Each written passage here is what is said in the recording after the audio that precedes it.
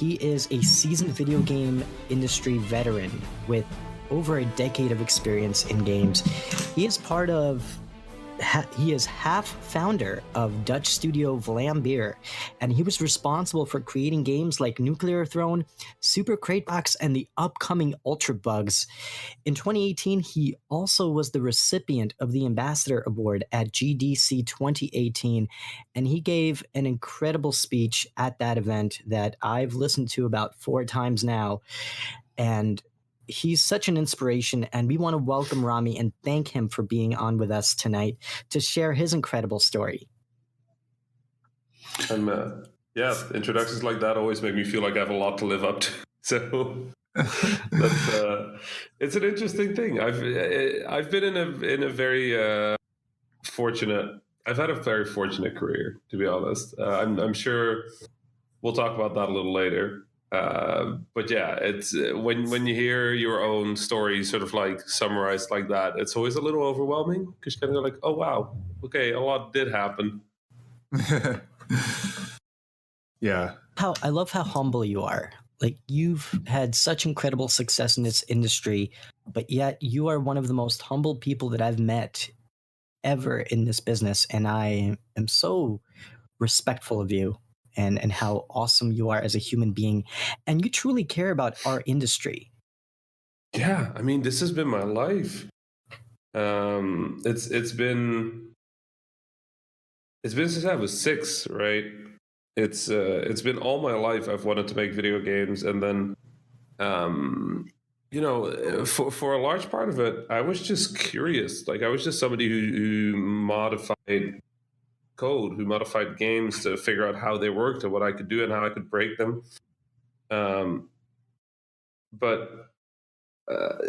Being part of this industry now and meeting all the heroes I had, the people I heard about when I was a kid, like that has been incredible. And that has been such an honor to be part of this industry. Like, the thing about games industry is that nobody is here unless they really, really want to be here. Right, nobody is in the games industry unless they care, because there's better jobs with all the specialized knowledge that people have. So being in the games industry really means you care, and I've met so many game developers all over the world.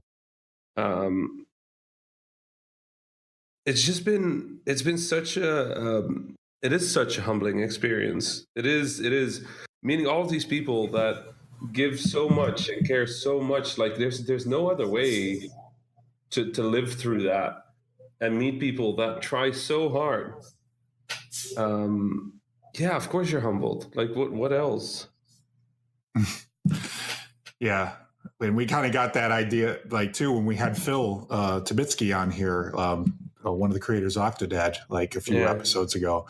And yeah, it's just amazing. Like, you guys are incredible. You know, your ideas and all the, everything you give to the video game industry is just... Yeah, Phil is an incredible developer as well. He's actually one of the people I used to play Destiny with a lot.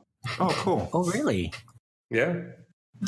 He was an absolutely incredible guest on our podcast, and it was so awesome interviewing him and getting to learn about how he got started in the industry. And it's great. People like you and him really inspire us. And like, for me, I love video games. I remember playing Duck Hunt with my parents, and it's special moments like this that you just cherish. And growing up playing Pokemon, playing so many different Nintendo games, and Halo and Destiny now, it's so awesome to see how our industry has evolved over the years. And I think video games are really the ultimate form of creative expression. They're definitely one of the most interesting ones, right? Like, it's every medium ever sort of combined and then interactive. It's not just... It's an evolution. It's a revolution. Games are such a unique medium, and they have such a unique place in the pantheon of media that, I don't know. Again, like, when you say that we as developers inspire you, you as gamers are the point, right? That's the point. The point of making a game is the player. It will always be the player. And yeah, of course, we have our goals and we have our purposes and we have the things we want to achieve and the things we want to communicate and the things we want you to feel as a player. But ultimately, it always comes down to what does the player do, right? What does the player think? What does the player feel? I feel that cycle of like developers inspiring gamers and gamers being the point for developers, that is my favorite sort of like feedback cycle in this industry, is when you get that enthusiasm from a community and you can feel that both the players and creators are building each other up. And it's one of my favorite things to see whenever that happens. It's just awe-inspiring. Absolutely. Yeah, you took the words right out of my mouth. I was thinking the same thing. The feedback, that you give and get from each other is just incredible. Absolutely. And I actually have gotten several messages from listeners of our podcast, and hearing people's feedback and having them say, "Hey, we love the show. Keep it up." It's so motivating and inspiring for me to actually see that people actually enjoy the content that we're putting out. So I can, in a small way, relate to that, just ever so slightly. So, Rami, how did you get started in the gaming industry? How did it all begin for you? It started when my dad got a computer. My dad got a computer, and it was one of those MS-DOS computers. And I'm Dutch, right? Like Dutch Egyptian, so I didn't speak any English. And we got this MS-DOS computer, and all these commands are like English abbreviations, right? CD is change directory, and dir was list directory, and there was a lot that I didn't understand, but the word help in Dutch and in English is the same. So I typed in help into the computer once, and I just got a bunch of things, and I just typed those. And then eventually I found this program called QBasic. And in QBasic was an example file.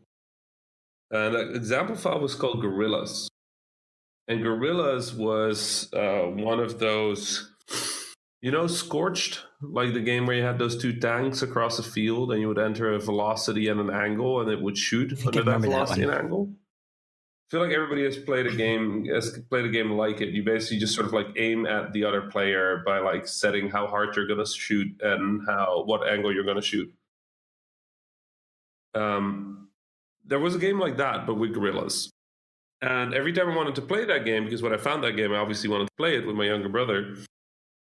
I'd have to load the code and then execute the code, and then the game would run. And that was all very simple. But one day I just got very curious what all those words on my screen were, and I started going through it, and I found the text from the main menu, right?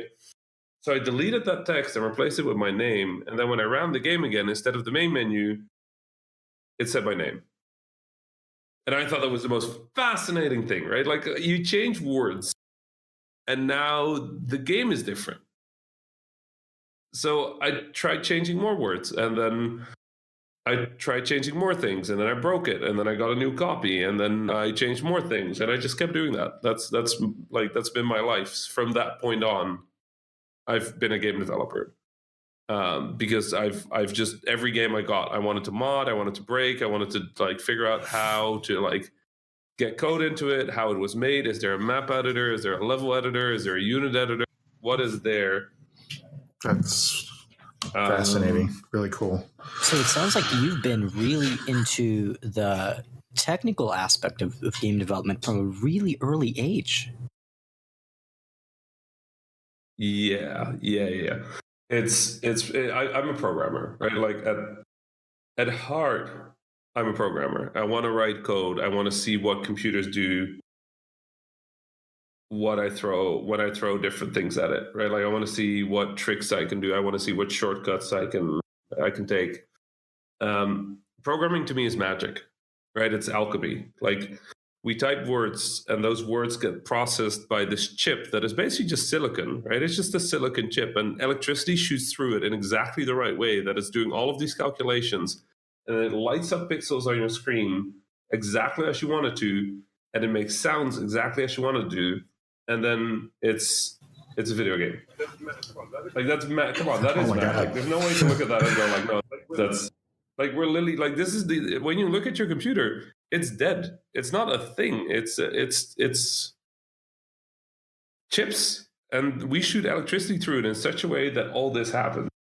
Like, programming is magic to me. Like, I everything that has code in it, I want to know about.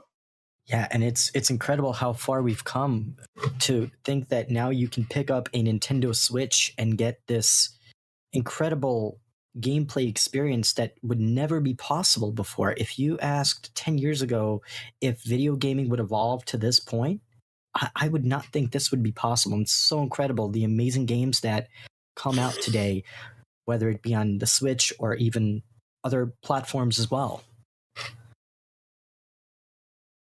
Yeah, I mean, that's the other thing that just it will never cease to. It'll never cease to stop amazing me. Just how fast things go and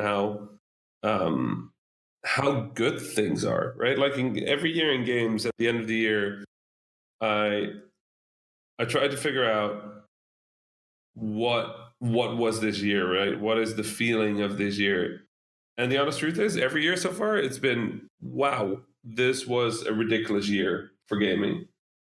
Last year was a ridiculous year for gaming. The year before was preposterous. That was unacceptable. That was too good. Yeah. Like 2017, like I was angry at the end of 2017 when I had to make my game of the year list, and I'm just like, there's so many good games.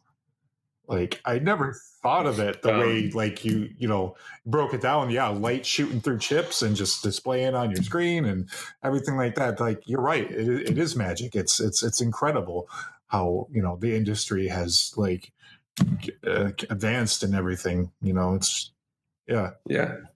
And then on top of that, right, is design, right? And that's the thing I've been learning in this industry is like, designing stuff is also fascinating because now you're interfacing between this magical device and people's brains, which are even more ridiculous, right? Like these are like these high level fantasy machines in our head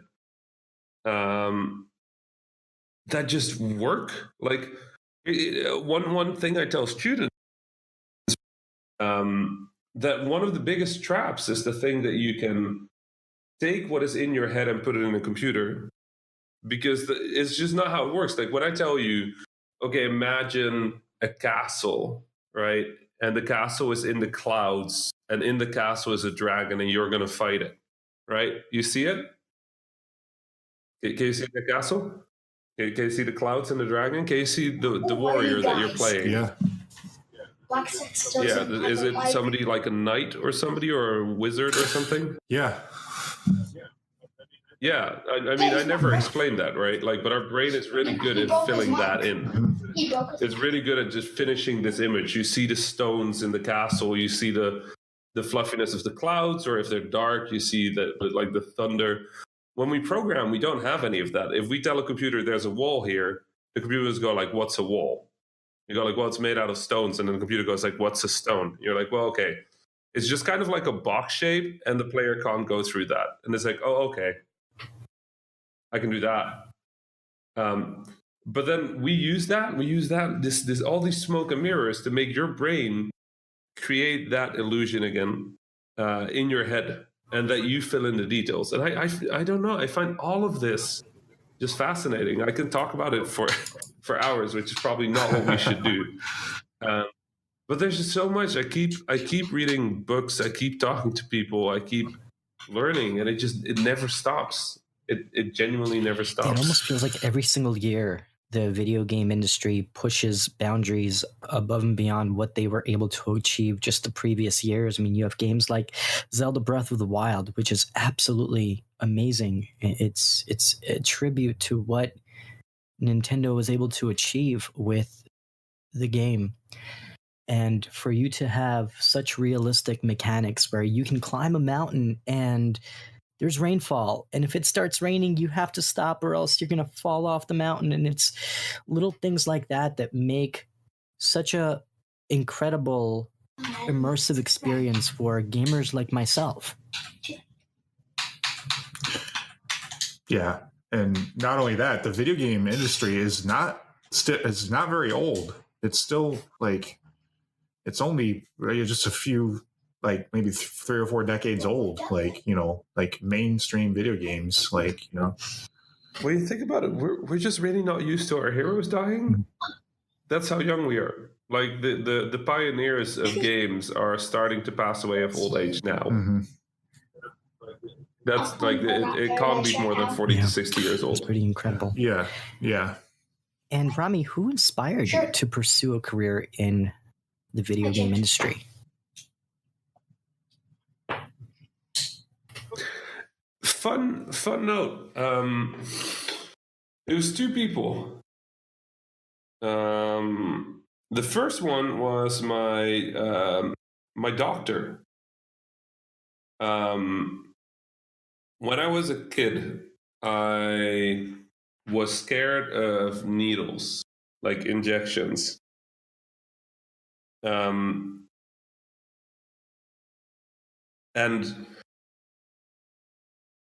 I honestly, I'm still scared of needles.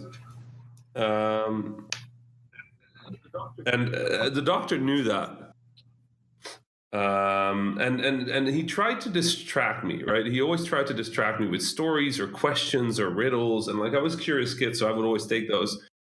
And one time he tried to distract me by asking me what I wanted to be when I grew up. And I was raised in a Dutch Egyptian family, and in Egyptian families, which is it's a poorer country, right? Like the sort of like expectation as a kid, if you're somewhat, if you're a smart kid, sort of the expectation is that you're going to be a doctor or a lawyer or an engineer or a disgrace to the family. That's kind of like your 4 options, right? And I told my doctor, well, you know, I really want to make video games, and I must have been like 11 or something. I really want to make video games, but my dad says that I should do like a real job, like an important job, like you know, like be a doctor and make people healthy. And my doctor looked at me and he just kind of said like, and I remember this very well. He looked at me and he said, well, you know what? Keeping people happy is also very important, you know? So you know what? Here, we'll make a deal. I'll keep people healthy, and then you keep people happy when they are. I was like, that's a fair deal. I can do that. So I like that. I like that a lot, and I've sort of carried that with me as like, and over the years I've learned more about why that might be true. So that was one, and then the other one was my elementary school teacher. He very quickly realized that I was not, well, I mean, I was an annoying kid, for sure. I was just not trying to be annoying. I was just bored a lot, right? Like the things that I found interesting were not the same things that school found interesting, was not the same thing that the other school kids found interesting. So I just kind of was annoying in most of the times. I never really fit in. And my elementary school teacher decided to start 2 initiatives to deal with that. And the first one was he started a chess club. Just a chess club. And he would get the kids to play chess. And then the second thing is he started a computer club. And I joined both. And through computer club, I used to learn about like different video games that I could play, but also like just how to operate a computer. And through the chess club, I learned about games. It's actually where I learned that games are rules, that you can play with rules and that you can adjust the rules.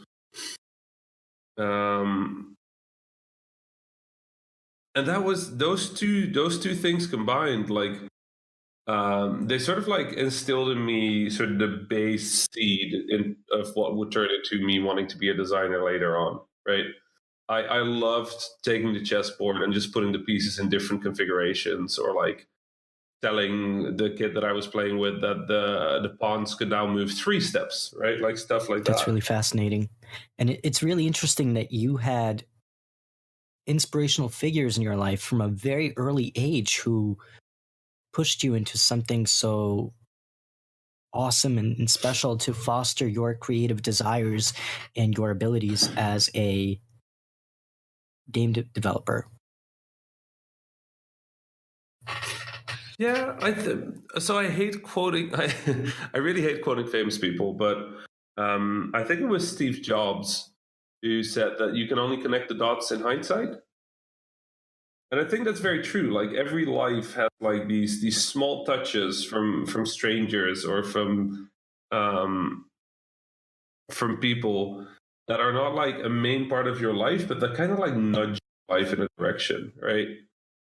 And those people often are not intentionally pushing you in a direction, but when you line backwards, when you look back, you go like, oh right, that's what. Like my elementary school teacher didn't want me to be a game designer, and my doctor didn't really like. He was just trying to be supportive and distract me, right? But those two things somehow got stuck. And that's kind of I always find that fun. Like it's also inspiring game designers around the world is that for me these are very small interactions, but for some of them they might be very meaningful and like have like a major impact on their life, right? And it's one of the reasons why I always feel like if you end up having an opportunity to talk to a young game designer or a kid that wants to make games, that you have to just be the best version of you that you can be, because this might be a thing that steers their life. That's really interesting. Wow. And what are some of the challenges that you faced in your gaming career over the course of the last decade and a half that you've been working on video games?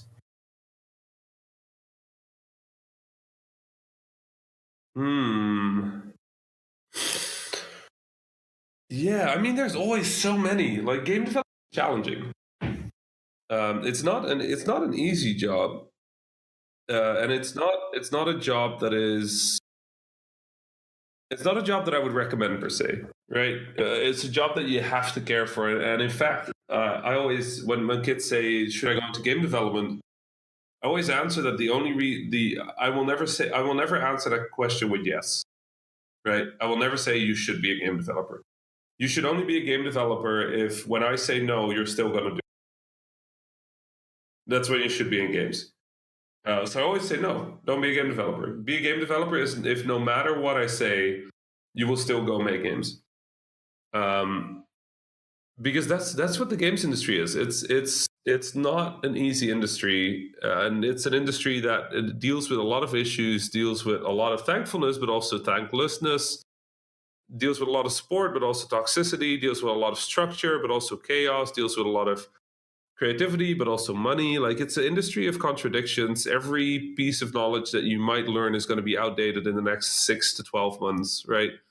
Every truth that you know about how things work and what stores sell and what systems are good, all that is going to be gone in like a year at most.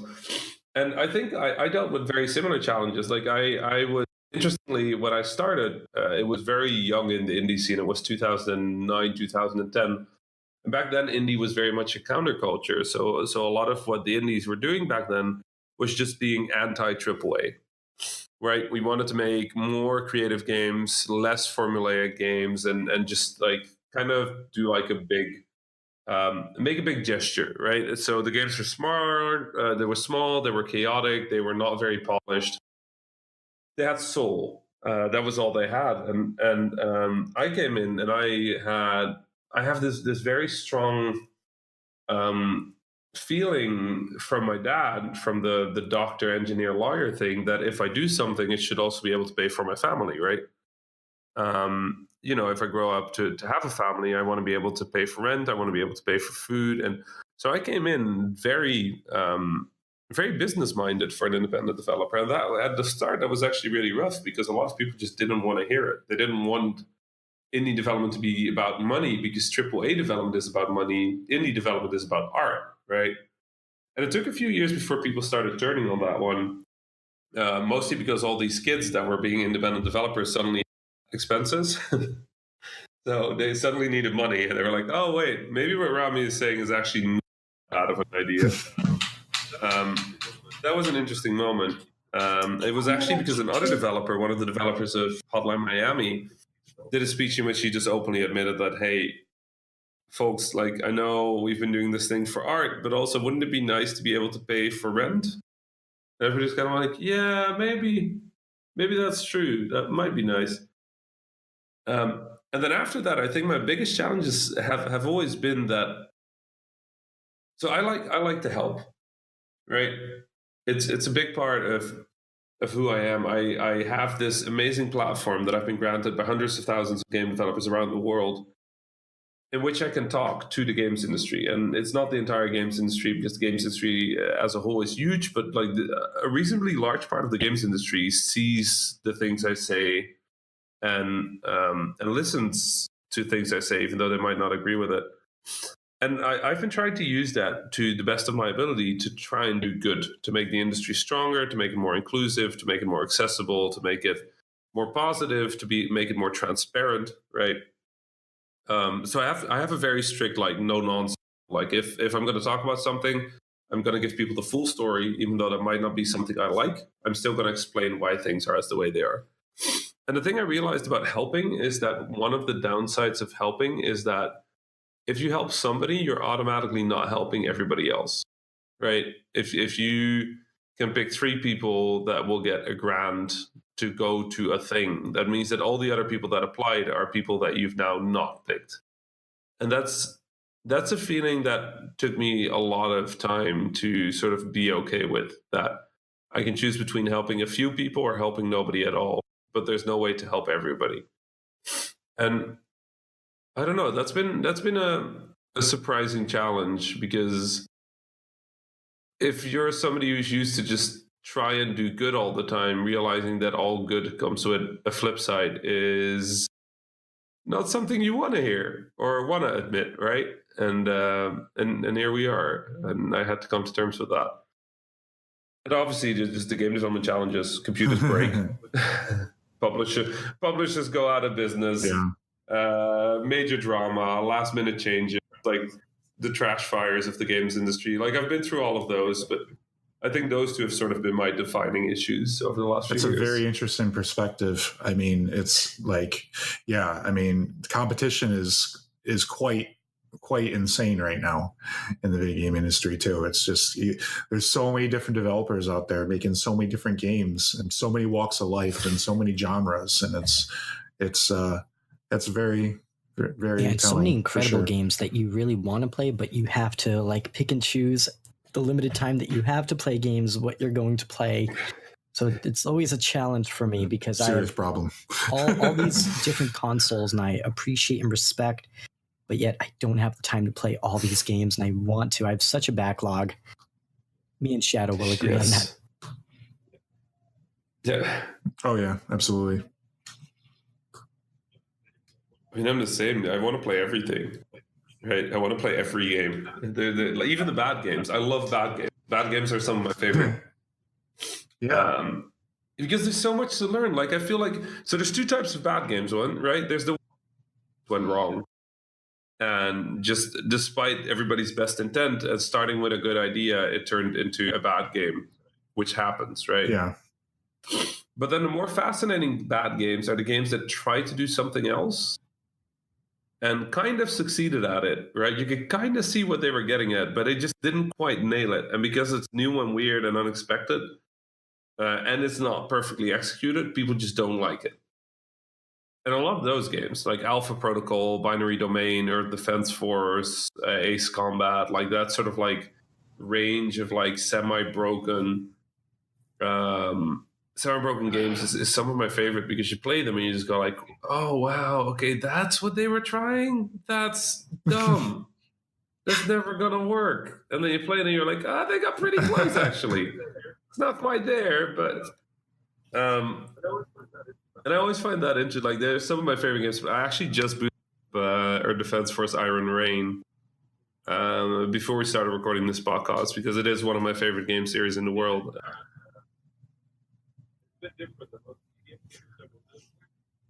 Where are you going?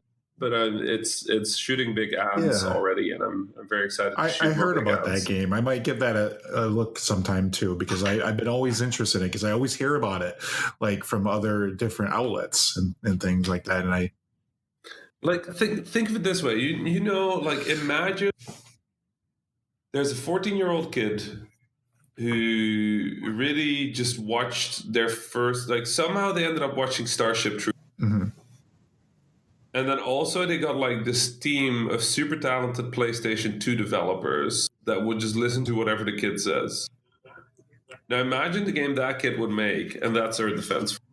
That's interesting. Yeah. It's very pure. It's very genuine. It's you fight big ants and robots and UFOs and motherships and wasps and I don't know what. There's tons of voice dialogue, but like mostly you're just fighting 700 ants and 30 robots that are leveling a city as you're shooting your 17-barrel rocket launcher. That sounds like a lot of fun. I mean, yeah. It is the most fun. It is pure fun. There's nothing else in it. It's just. I think I know what the next game I'm picking up will be. I think you've convinced me. Good. I'm excited. Let me know what you think when you play it. Definitely. We like shooting a lot, big things a lot. So, coming from Destiny and stuff. So, yeah, Destiny is like the thing that upsets me about Destiny games most is that their gun feel is so good that any other shooter game automatically doesn't feel like a Bungie game, and it's so annoying. You're just like, oh, this shotgun is pretty good, but I bet if Bungie made it. He's so right. You're so right, Rami. Like me and Corn, we always do this. We do the same. Like, oh, this is cool, but it don't feel like Destiny. It doesn't feel like Bungie. Yeah. The thing that got me about Destiny, I remember I've been the beta for Destiny 1, and the thing I remember is so at Vlambeer, at my studio, we're very game feel, right? The way a game feels to play, the way you press a button, the thing it does, the like impact an enemy has when it gets hit by a bullet, the way the guns feel, the way the screen shakes. We care about that a lot. And the thing that got me about Destiny is I realized I've been playing it for a week throughout the beta, and then I realized that I can just make the double jump motion with my thumb, even if I'm not holding a controller. Right? The double jump is so perfect, it is so smooth, and it's so intuitive that it's the most perfectly balanced.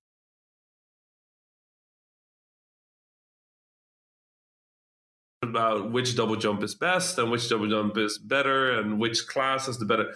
But like just when you think of that double jump and you just go like, okay, you press the button and then I'm Titan, so you know the tempo at which you press the button again.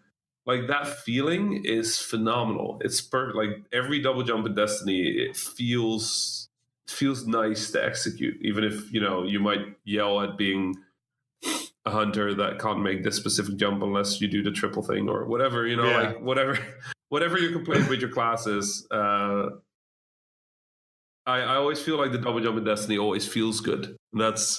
I've honestly, I would love to see another game get that as good as Destiny. Maybe Titanfall got it pretty right, Titanfall 2, but beyond that, like there's no game that has a double jump like Destiny. That's a very good point, for sure. Yeah, I think Destiny has the best shooting mechanics of any games, and that's what keeps us coming back to Destiny, despite its imperfections, because it's not a perfect game, but the things they do right draw you in so much that you're immersed in the experience, and there's no better experience than shooting a gun in Destiny. And I think we talked about it before, where a weapon in Destiny feels so special, where you have a really strong attachment to that weapon.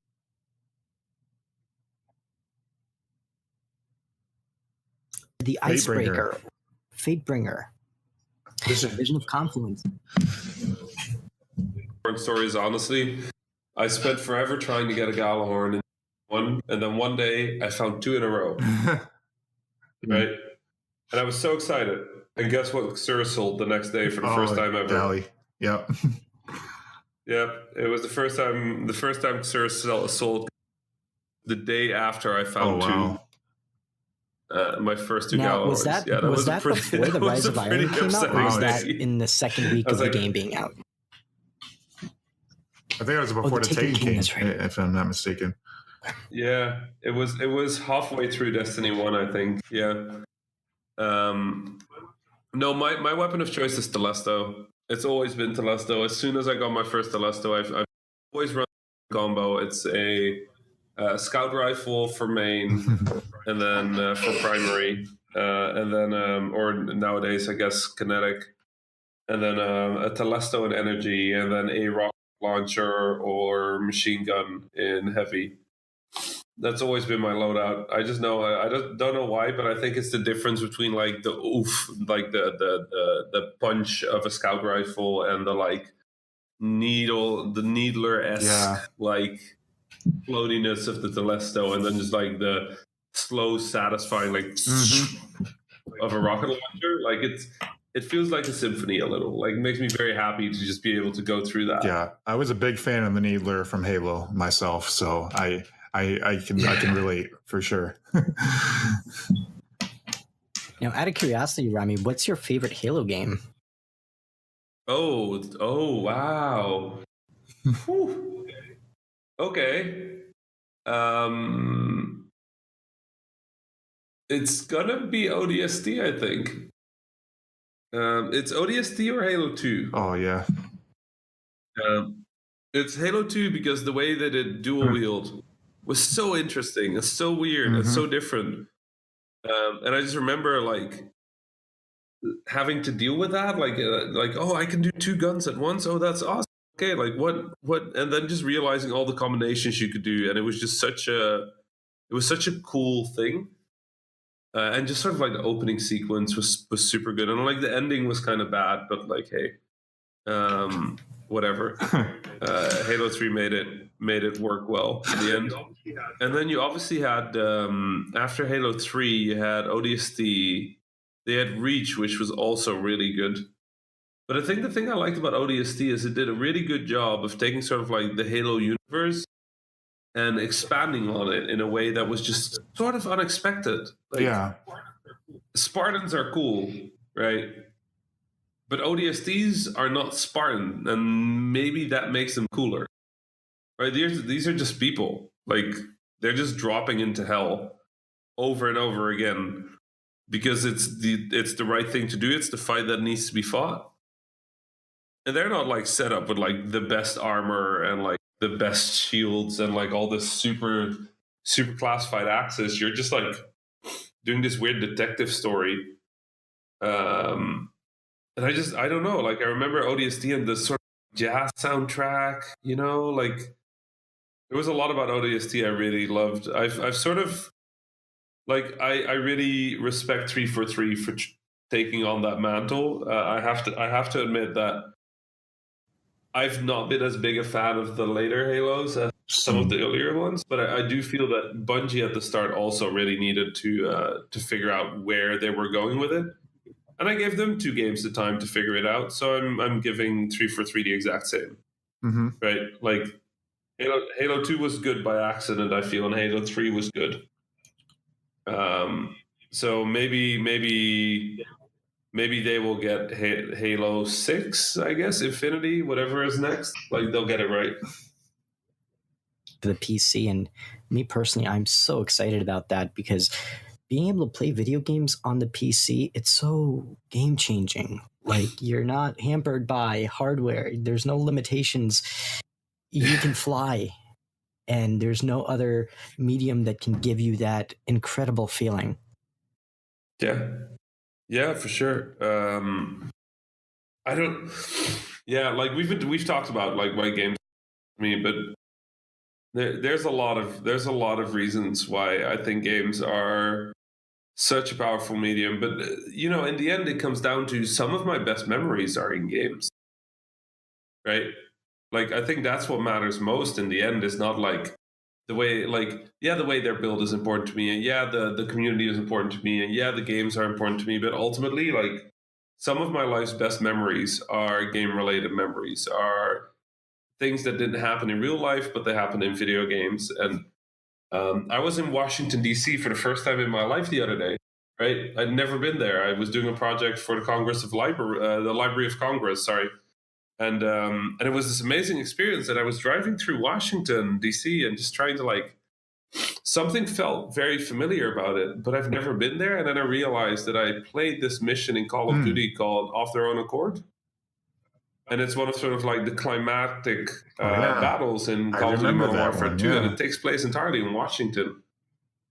It's the helicopter mission where you take off and music kicks in as you rise over I think the Senate building, and then the helicopter crashes, and it's this mission that gives you a really good overview of what Washington kind of looks like, even though it was very polygonal and low res textures, in hindsight.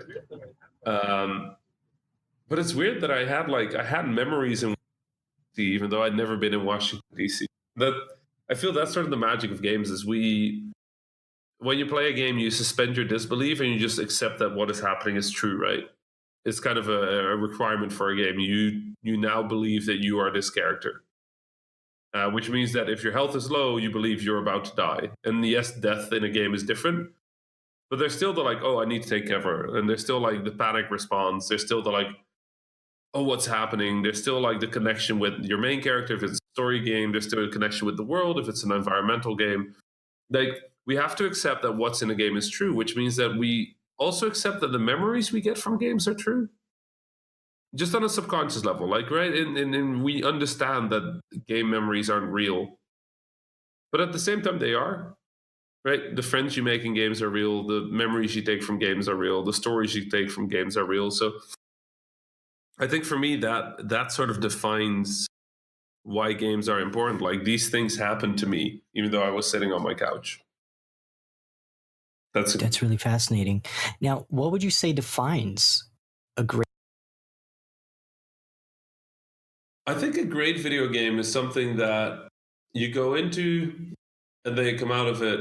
And when you come out of it, you're different. You're a little bit different, right? You've taken away something. You've taken away a skill. You've taken away a story. You've taken away a perspective or a lesson or a thought that you hadn't had before.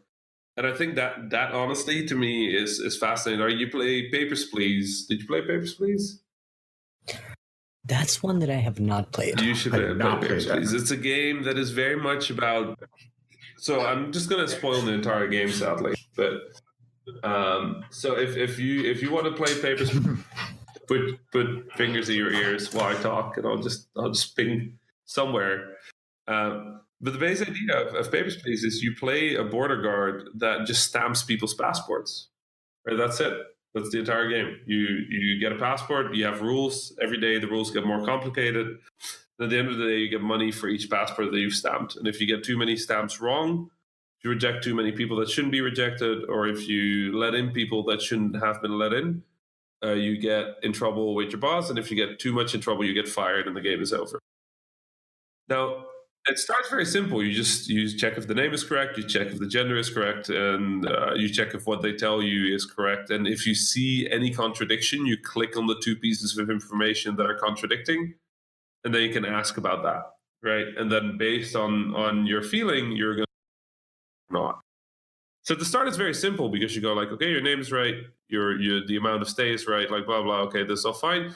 Put the green stamp, put the red stamp, next person. And the more passports you stamp, the more money you make. So at the start, you make quite some money. And then at the end of the day, you get to see whether you are okay, whether your daughter is okay, whether your uncle is okay, and whether, I don't know what the fourth character was, is okay. And then you go to work again. And now there's a few more rules, right? This country, the political situation got worse, so here's an extra rule. People from this country need this additional check. So now, to make the same amount of money, you need to do faster work, right? Because it's still per passport that you stamp, per passport that you process, you get paid. So now it's a little harder. And then the game just keeps escalating until eventually you can't really pay for things anymore, right? Your uncle is getting sick. Your daughter is hungry. And now this person shows up and kind of goes hey, if you let through this person with this name tomorrow, I'll slip you 100. Right? It's kind of oh, I wouldn't do that. That's corrupt. Obviously, I'm not good. No, that's wrong. Yeah, and you don't. You have some moral right? choices you don't get that you have to make. because it's not worth it. And then You go home and your daughter is like really hungry and your uncle looks like he might be dying. And then you go to work the next day and then this person shows up again. They're like, hey, we want to make you the same offer, but 200 a day. You're like, what's the worst that can happen? And it's a game that... No, is there any voice acting in that game? But the thing is, you just kind of sit there and suddenly you're playing and you're corrupt and now you're worried about your boss finding out, so you're going to take this other bribe because otherwise they're going to tell your boss. And now they kind of control you because they can make your life hell. But they also say they won't. And can you trust them? And is the resistance actually right? And you're just sitting there being like, wait, what is happening? So you get this interesting story told to you through the environmental, and you're literally just sitting there going on, stamping passports, right? And the mechanics and the world give you this story in which somehow you end up being a corrupt border guard. And I was just sitting there at some point, and I'm like, I'm not a corrupt. Am I a bad person? I'm not a bad person. I was just trying to make my uncle be. And I'm like, oh, that's how that works. That's a really interesting game. It almost reminds me of this game that I played a while back. It's called LA Noire. I don't know if you guys ever heard of it, but the decisions that you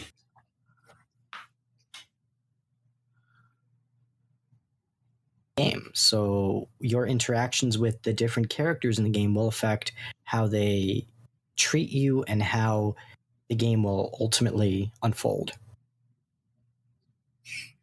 Yeah, also kind of like the Telltale games. That's a great example. The Walking Dead games.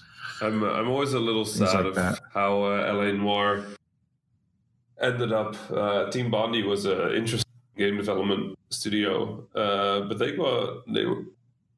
didn't make it. I think after LA Noire, they closed down because they couldn't keep funding or something. Yeah, LA Noire was a fascinating game. Yeah, it was just a good experiment. I think after that, David Cage sort of, Heavy Rain and with Heavy Rain, most recently Detroit. Yeah. They're interesting games, but I always wish somebody else wrote them. I feel like, David Cage he's clearly a gifted director, and even though there's been controversies about how he works his teams, I'm a strong believer that we should minimize crunch in our industry. But I just wish that the characters were different between the games. Like, it feels like I'm always playing like a cop, a rebel, and a woman. That's sort of the three characters he writes. And I wish there would be something else. Yeah, the thing I liked about LA Noire too, was just the decisions and just the crime drama aspect, and the technology they used at the time was groundbreaking. Yeah, you have to look for people's expressions and whether they were nervous and stuff. Yeah, I think that was a really interesting element in that game. And I don't know if you guys got a chance to play that game on the Switch, but the game is so awesome on the Nintendo Switch, and I'm still blown away that Nintendo was able to bring us such an incredible experience in such a portable form factor. I bought it. I haven't played it yet on the Switch. Now, I know you mentioned the unfortunate aspects of the gaming industry where some game developers don't make it. And I know that especially in the last, I would say 3-4 months, there has been so much going on with not only game developers, but also publishers like EA and Activision, and with the troubles that companies like Bioware are going through with Anthem. And then you also have other studios that were shut down by bigger publishers. What are your thoughts on the overall state of our industry regarding how publishers treat game developers and how... Oh, this is a way bigger issue than that. This entire industry is under incredible pressure right now. This is not the publisher's fault per se. Here's what's happening. The base problem right now is three different. First thing is, it is less and less profitable to make a game that has an ending, right? So making a game that keeps going, sort of like the Destiny model or the World of Warcraft model or Minecraft, games that are infinite, that are creative or online or episodic, or can work well with DLCs that expand in the future, those games do really well. Now, those games fit an open world structure more than they fit a linear structure. So what you're seeing is, unless you're a first party studio, right, unless you are paid by Sony, or you are literally Rockstar or CD Projekt, who are just extremely known for those kind of projects, you should probably not make games like that. Then everybody goes like, what about Spider-Man? Spider-Man was basically a Sony game, right? Like, it was Insomniac in collaboration with Sony. Or God of War was a Sony game. Amazing So game. this is number one. People, the current structure of how people spend money on games is they spend less and less money on buying games, but they spend a ton of money on in-app purchases. Right, Fortnite makes more money than any other game in the world right now, and that's that's on PC, but on mobile, there's a ton of games like that that make more money than the average AAA game. Right, so it's clearly not profitable to make big single player games. Yes, you might get one right, but the risks are higher than having a game that you can fix and update over time. Right. So number two, with that comes that people are playing fewer games for longer time, because if you're playing Fortnite or you're playing Dota or you're playing Minecraft or you're playing Destiny or you're playing any of these big infinite games, chances are you're not really playing much else, right? A lot of people kind of play one or two games, sort of like full time. A lot of like sort of like the core audience plays 1-2 games full time, and then has a bunch of other games. They just kind of go like, oh, I'm interested in this, I'll give it a go. And then the largest part of the game audience just kind of plays one game. They play Fortnite, they play League, they play FIFA, they play Forza. That's kind of what they play. And they don't really play anything else. And we've seen a larger and larger group of our audience do that. So, okay, so we're also making less money there. But a final problem is the way big companies get funded, right? So big companies, unlike a lot of indies, unlike a lot of developers, usually have a board or stockholders, and they are beholden to these stockholders. They need to make sure that the company performs well, so that these people that are basically gambling with big studios' performances will make more money. That's a messed up system, and we would do well to get rid of it, but at the same time, that's the system we have right now. So here's the problem. We're making less money unless we make infinite games, which means we should probably make infinite games if you're a big studio, because it means that your stockholders will be happy, right? Now, no matter what you do, you're not going to make as much money as Fortnite or Minecraft. So despite hitting record numbers like Blizzard did or Ubi did, I forgot which one did, I think it was Blizzard. Despite hitting record numbers, they're still falling under expectations, because what the stockholders want to hear is, we made the next Fortnite. You didn't make the next Fortnite. So the stockholders are going to be disappointed. Your stock's going to take a hit. The hit's going to affect the bottom line. The bottom line, going to be tight for what you have. So you're going to fire some people, because when you fire like a few hundred people, that actually pleases the stockholders, because now they're making more money again. That's basically what happened over and over. So it's a combination of like the way people buy games, the way we market games through Twitch. Infinite games perform better on Twitch, and the way we're funded.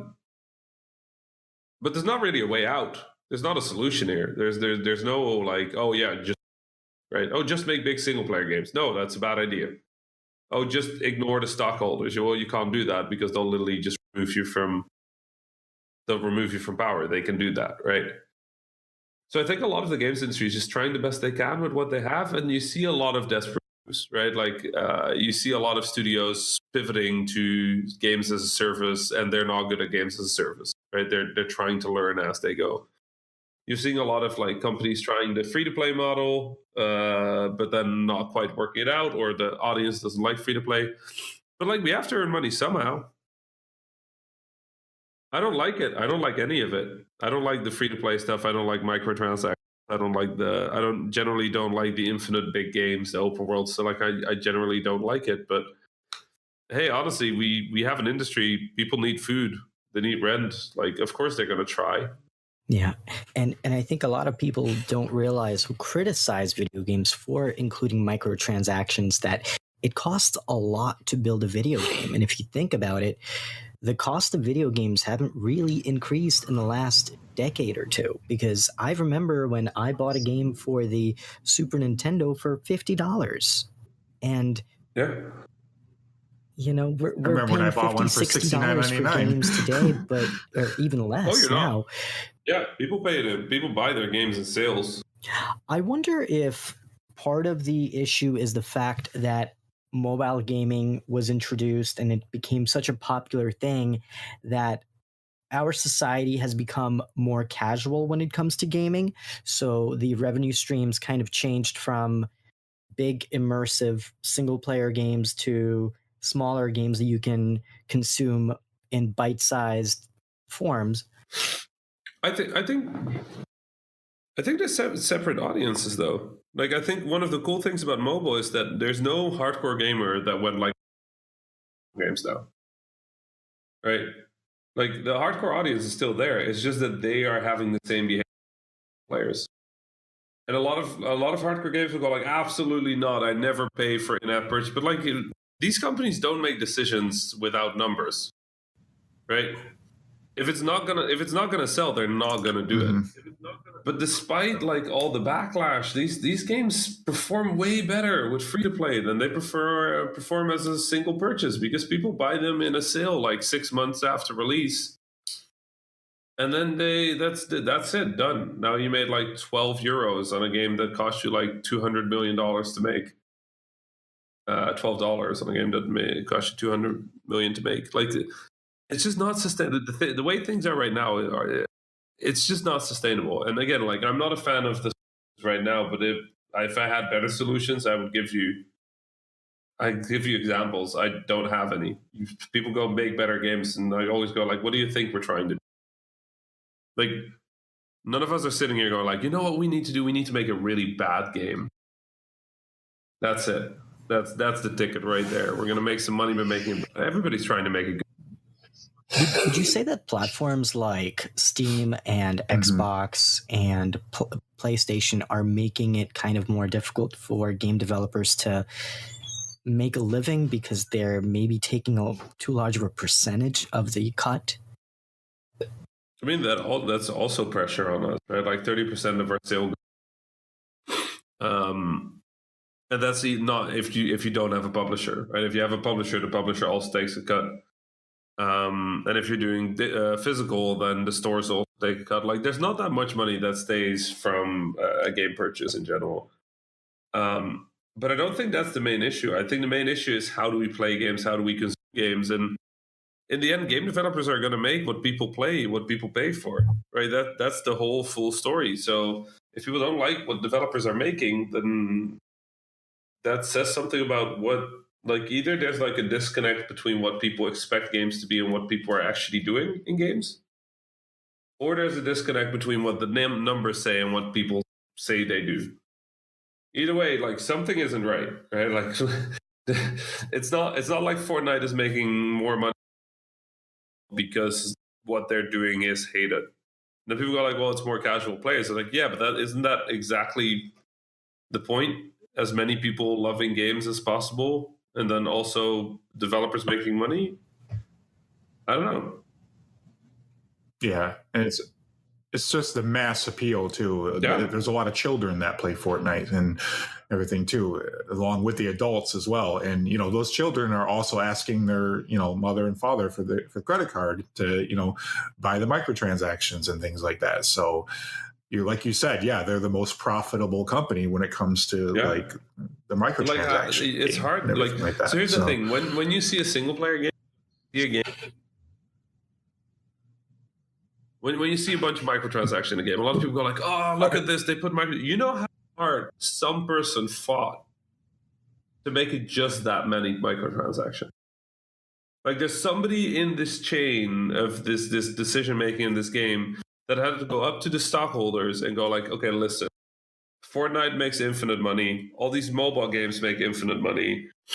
All these games with microtransactions like Apex Legends and all of them, they make infinite money, right? Like, all these games make infinite money. Instead, we're going to sell this game for $60 and not make any more money.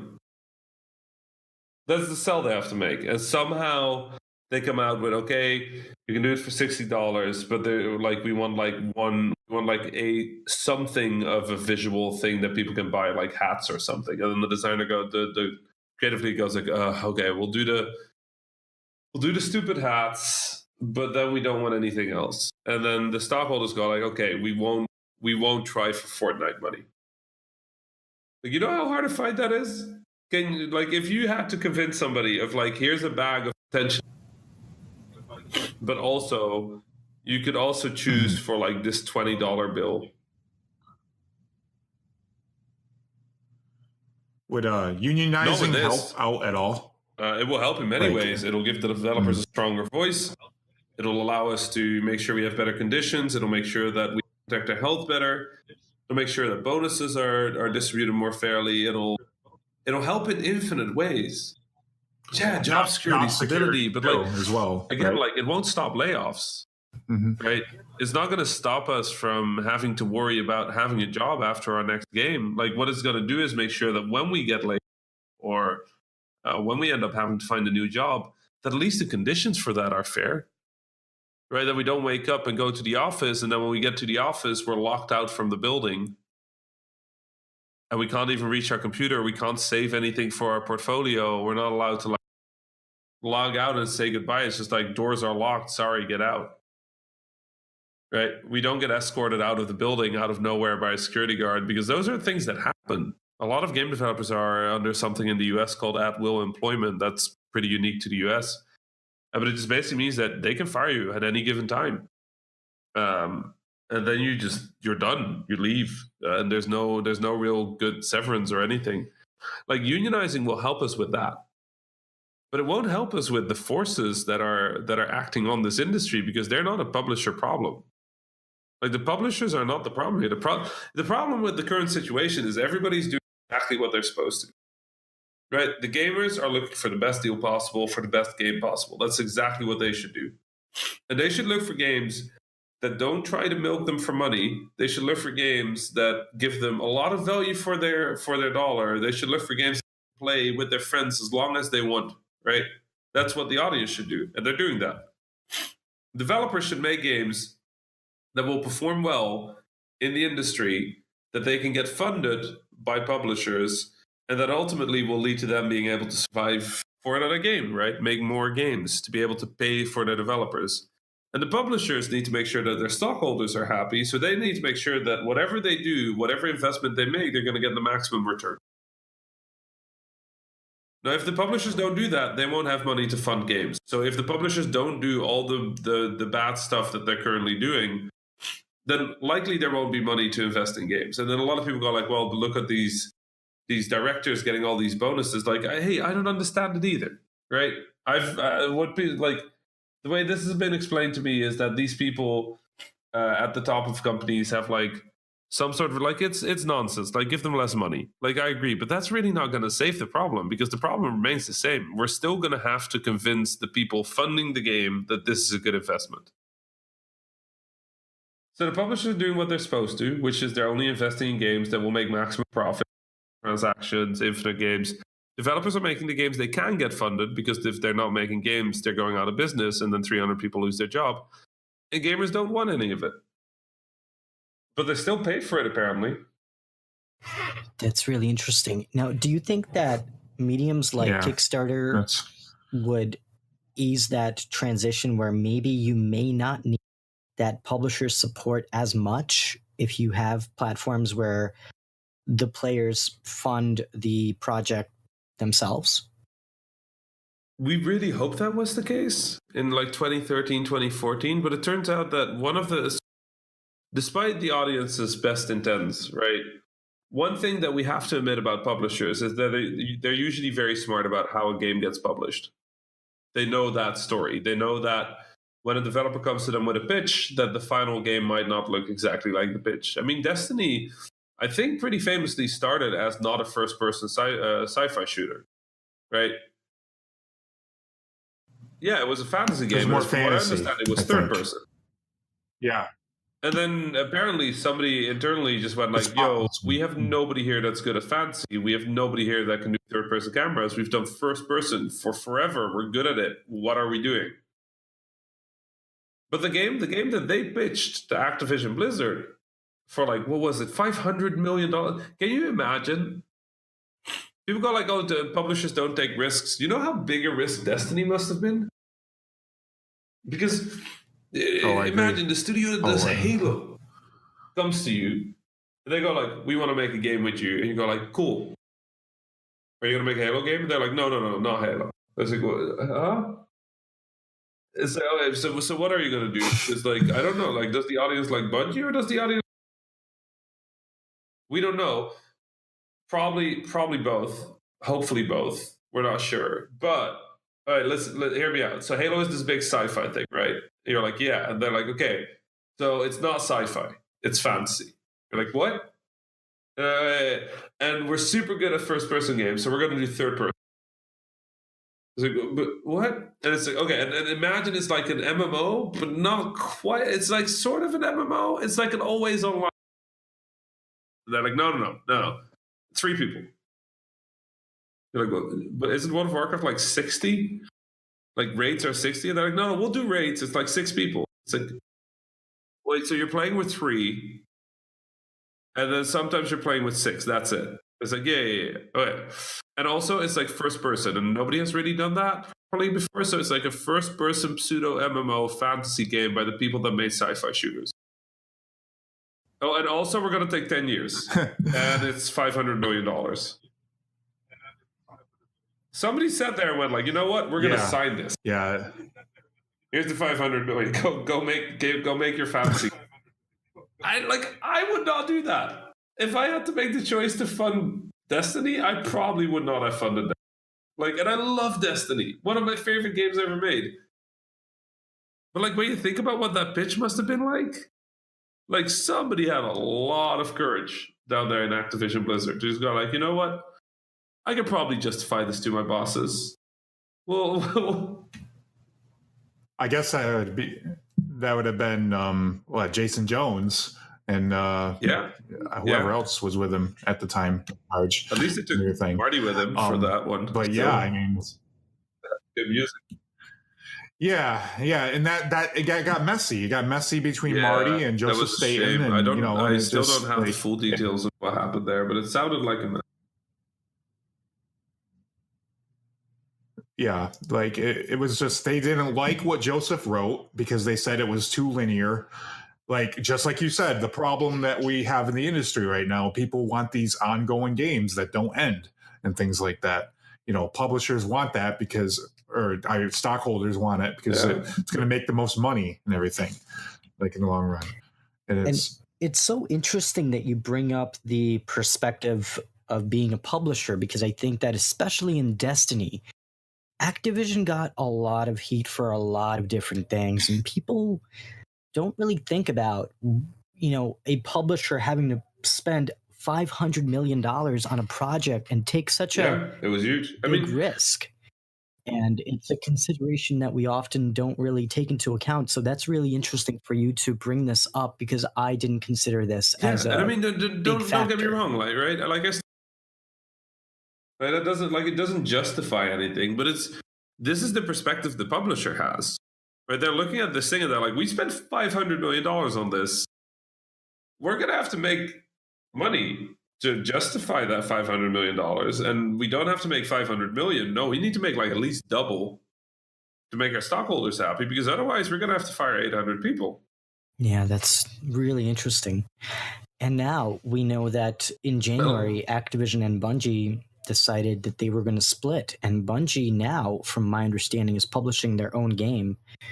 So what are your thoughts on this? Do you think that Bungie will be able to sustain publishing a game and developing a game where they had trouble in the development process alone without even having to take on that publishing responsibility? I mean, I think they have a bunch new partners, right? Like NetEase. Yeah. NetEase. NetEase, yeah. But I thought it was interesting. Like, here's the thing: when a studio does something, there's a few immediate challenges, right? The first challenge is they no longer have a publisher. A lot of people go like, well, what does a publisher do? And the answer is actually quite a lot.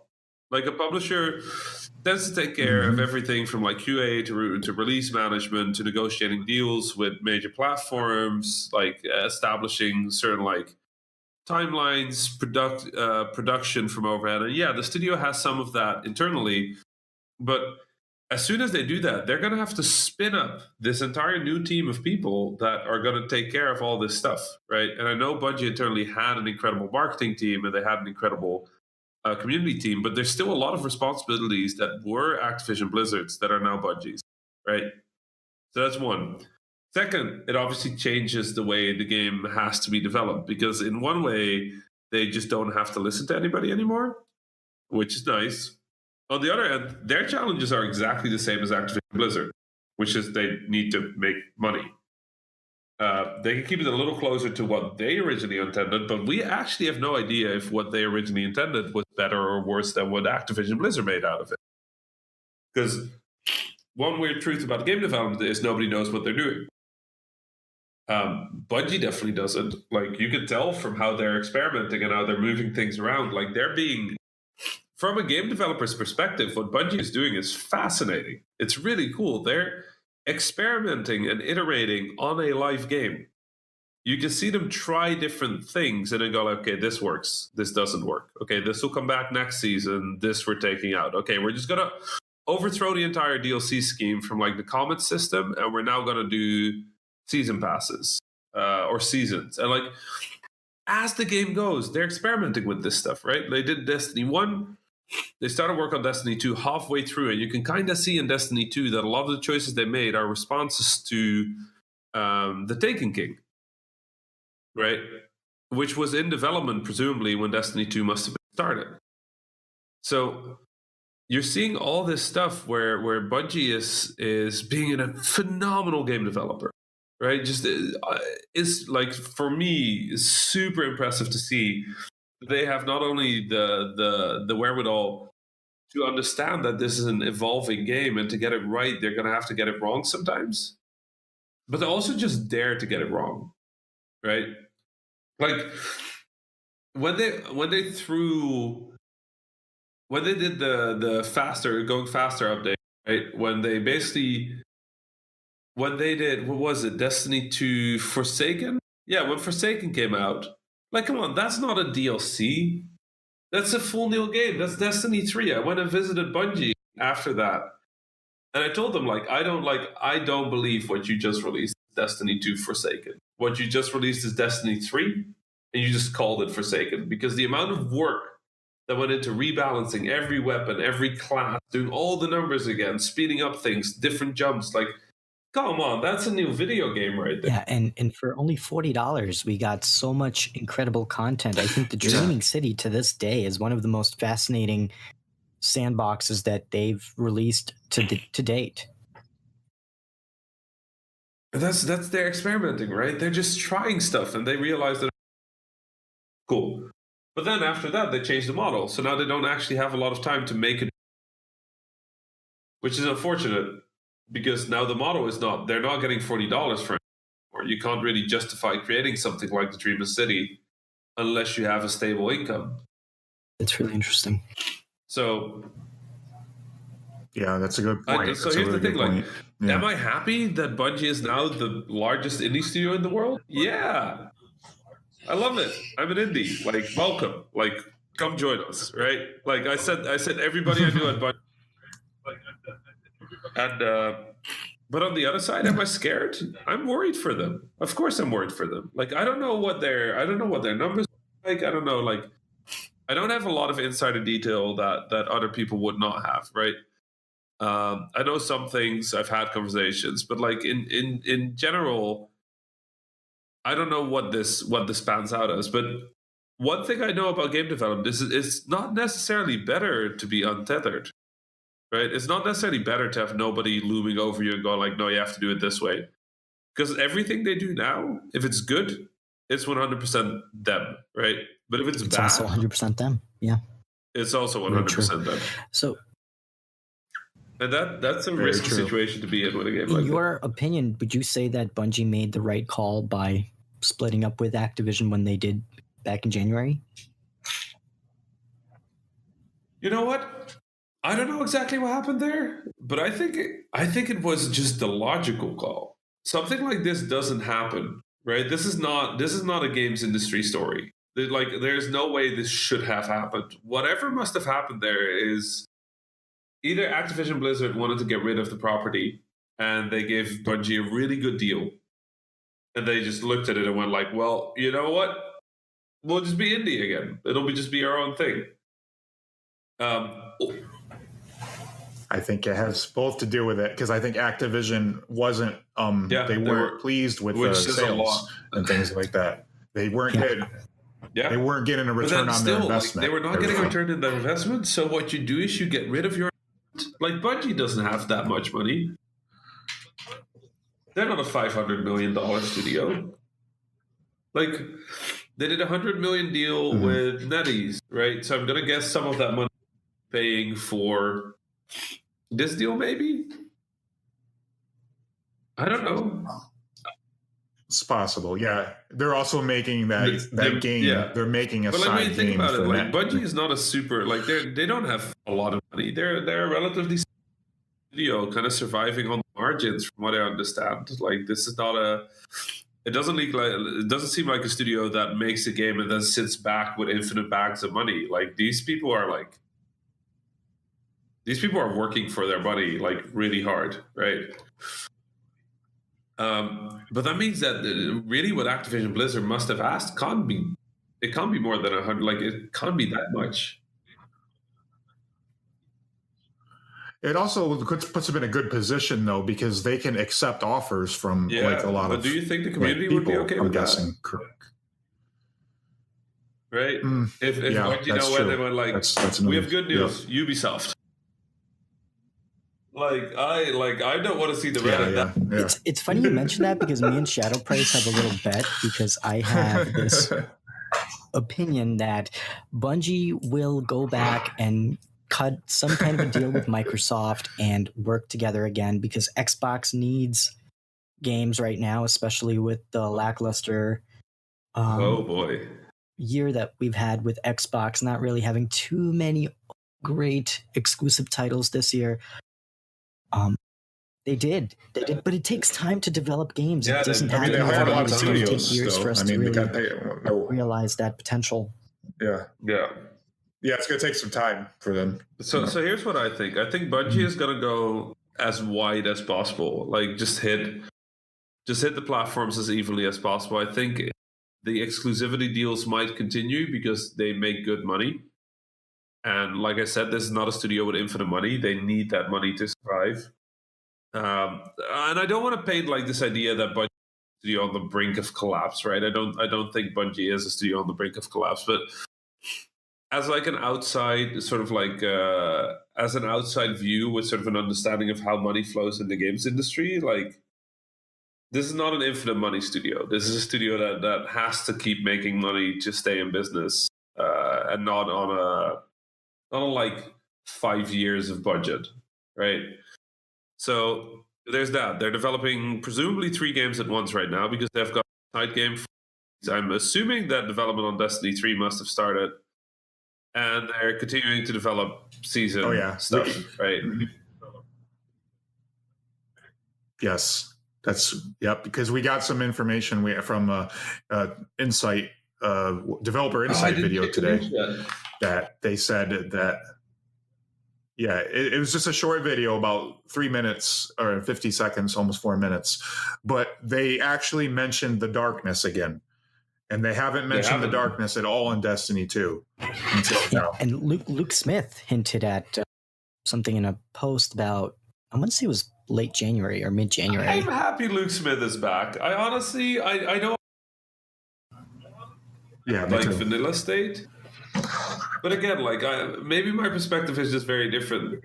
But the way I looked at Destiny 2 is that is a very solid foundation to build a game on.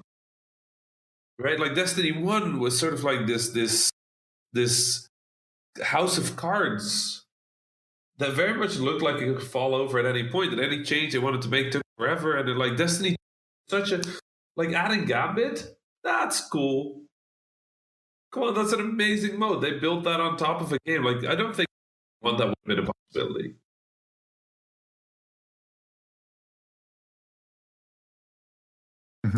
I don't know if that story is true, but that sounds very much like a video game story. That sounds very much like a story that would happen. Oh, so I believe that.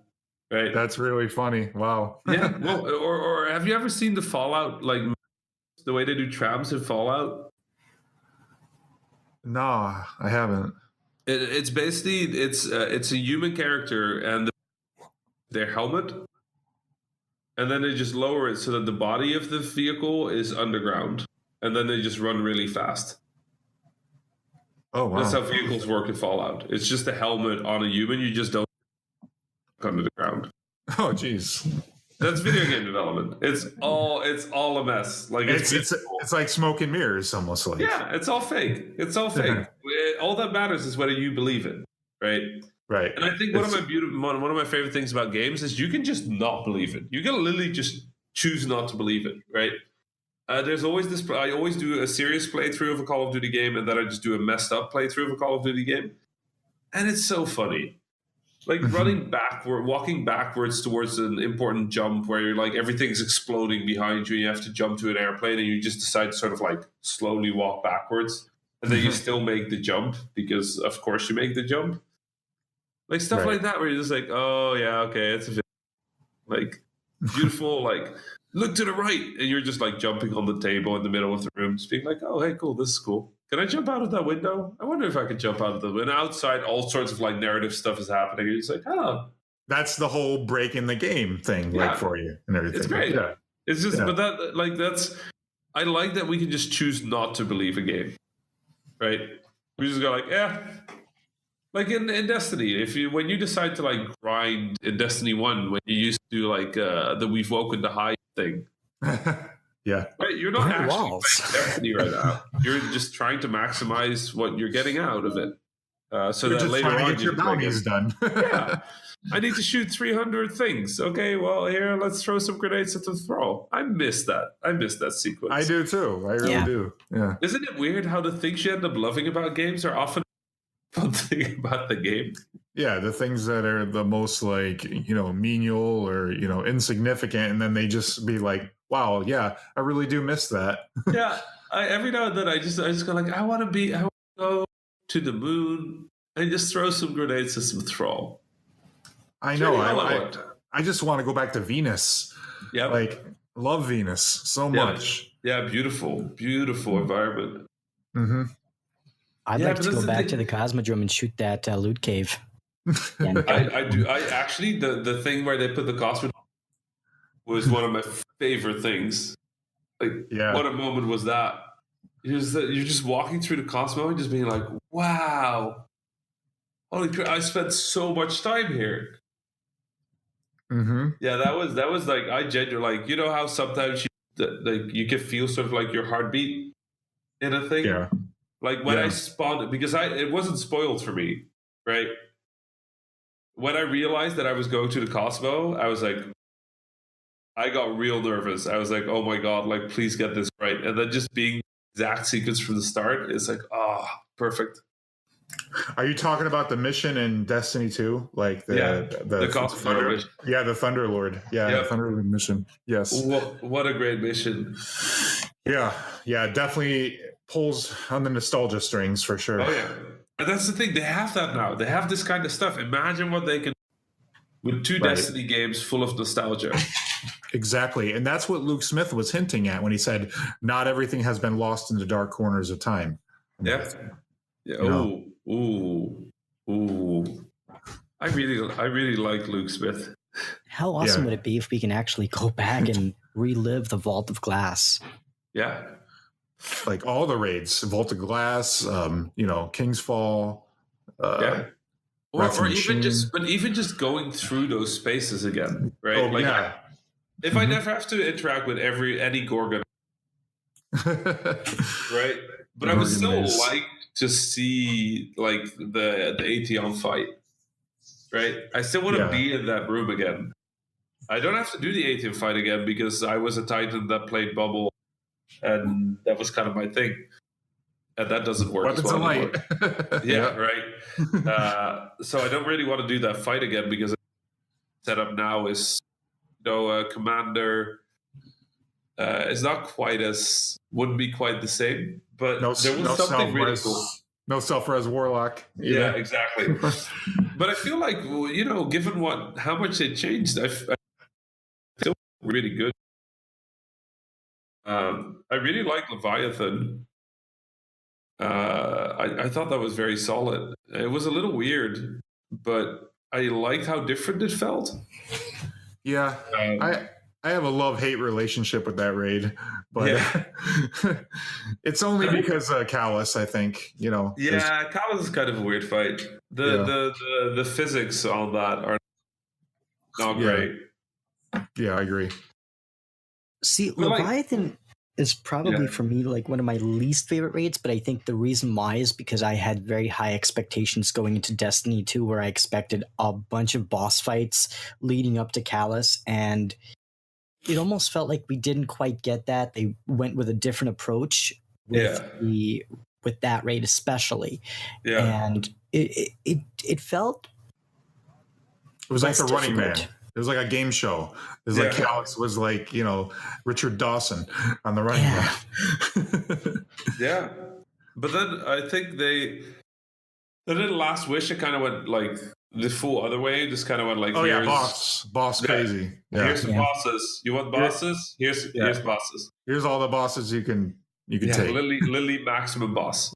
And I don't know, like I feel like they're experimenting, and I really appreciate seeing that in a live game where it's like, okay, you know what? Let's try something very different. Yeah, that's what Niobe Labs was. It was an experiment. Yeah, that experiment kind of went wrong a little bit. Yeah, but is it cool that they're doing that though? Because now they know, right? Now they can make content like that. They know exactly what they did wrong. Right. And now they can they have this like amazing pseudo ARG thing with like successively more interesting or more difficult like battles that give you interesting like story, interesting lore, interesting locations. They can do that now. I can't imagine the code that has to go into that is just like insane. That string of code, oh my god, it's got to be like 300 pages long. I don't know. There's a lot of stuff in games where I think the thinking of how it's gonna work is the hard part, and then the implementing is actually relatively easy.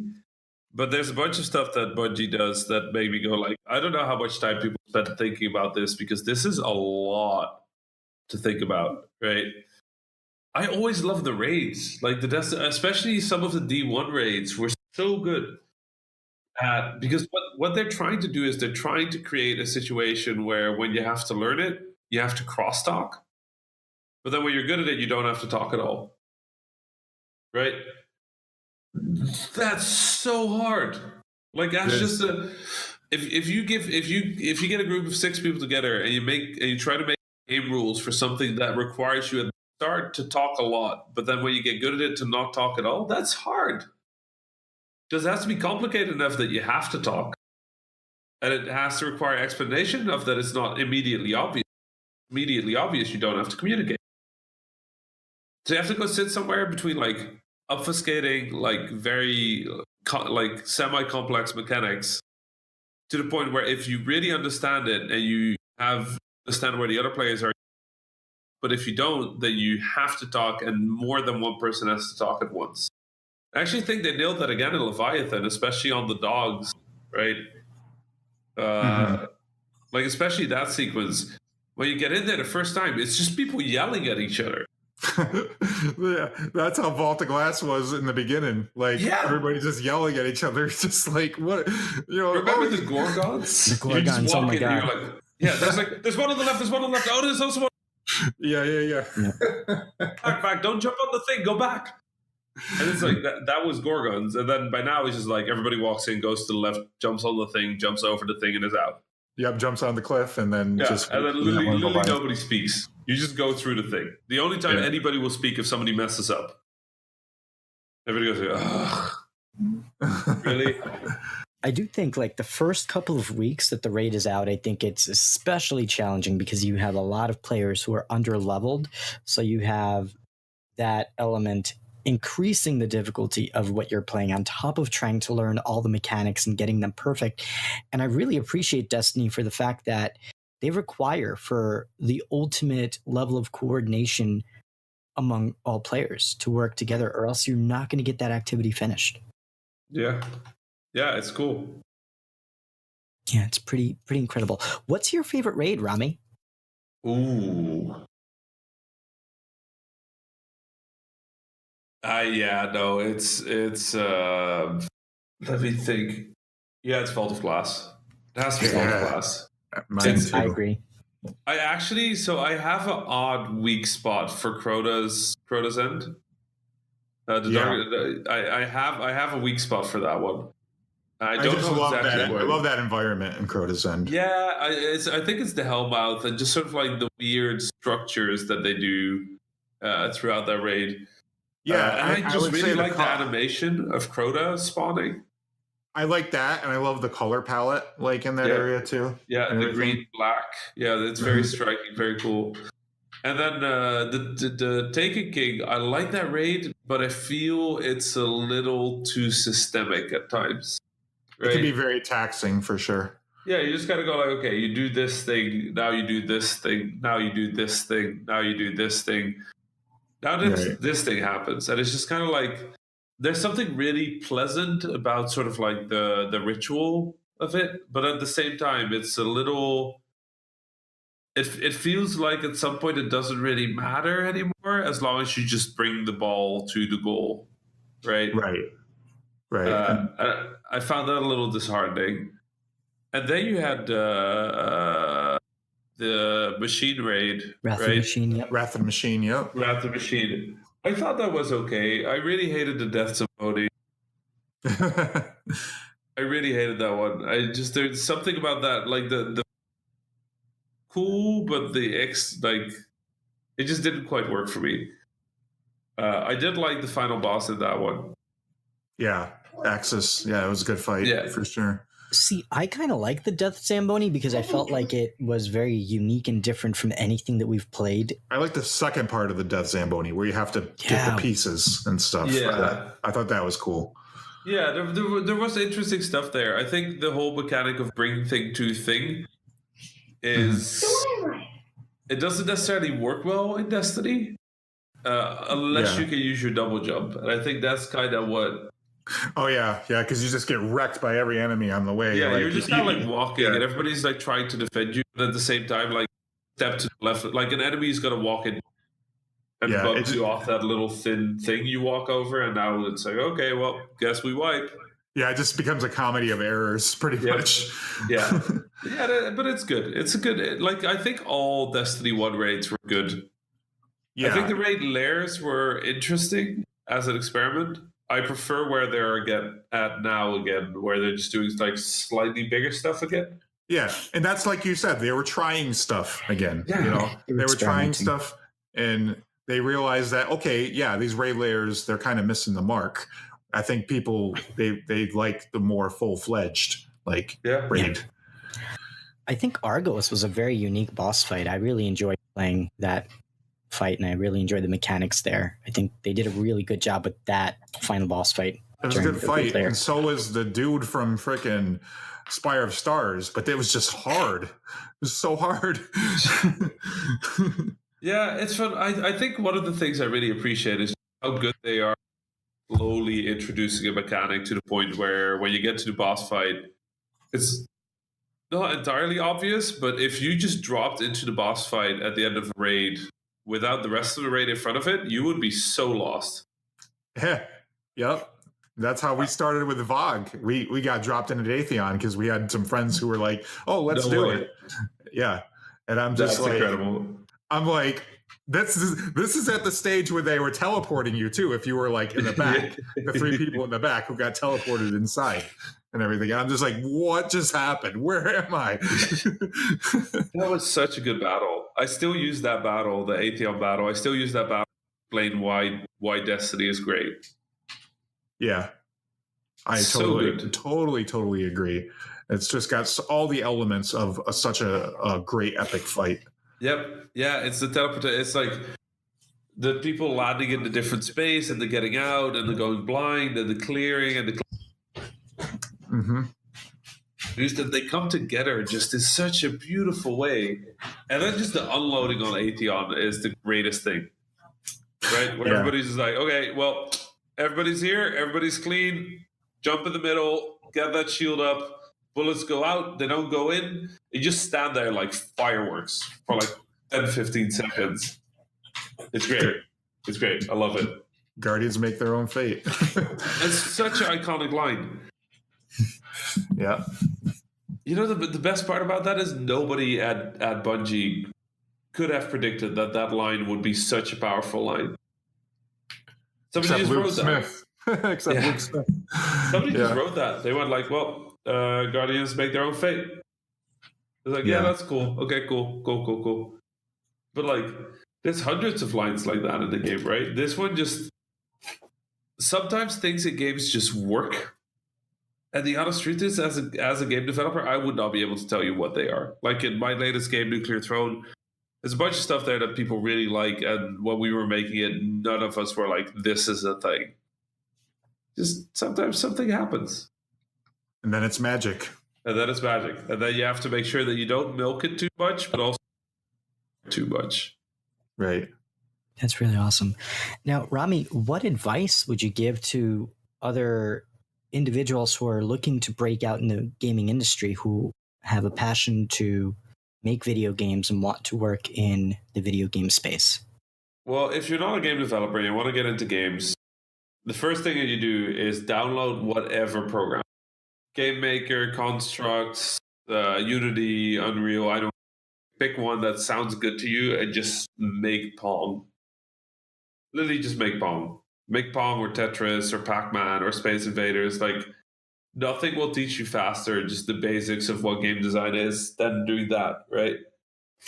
The second tip I would give them is there's this old story. It's, I think, a Roman or Greek story about a teacher who teaches a class how to make good pots, right? A pottery.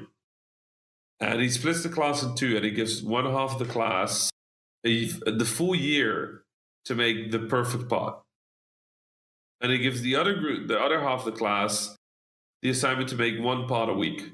And at the end of the year, they compare the last pot those people made versus the one pot that you had a year to work on.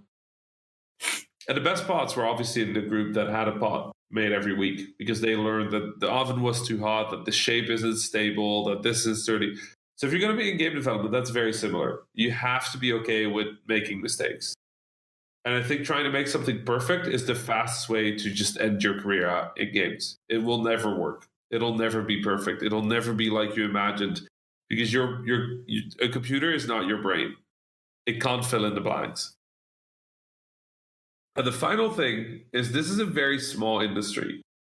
It's not that it's tiny. It's just that if you are going to do something, one of the things that this games industry is very protective of is that we are the games industry, right? And a lot of people like to think that we're this like ever infighting group of people that like want to outplay each other, outcompete each other, make more money than it. But the honest truth is, like, we kind of all understand that we're in the same boat. Like, this is a weird job, right?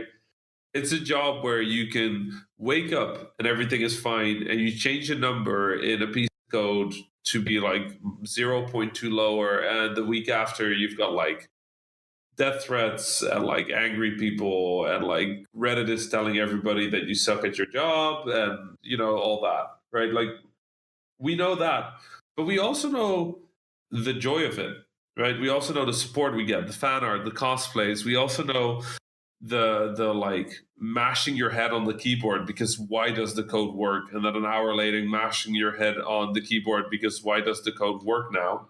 Like, we know all these feelings, and we know that most of us are capable people with very talented, very specialized knowledge that could do better in another industry. If you're a programmer, you could work for a bank and make better money and have more job stability, and better approval from your family or parents or whatever.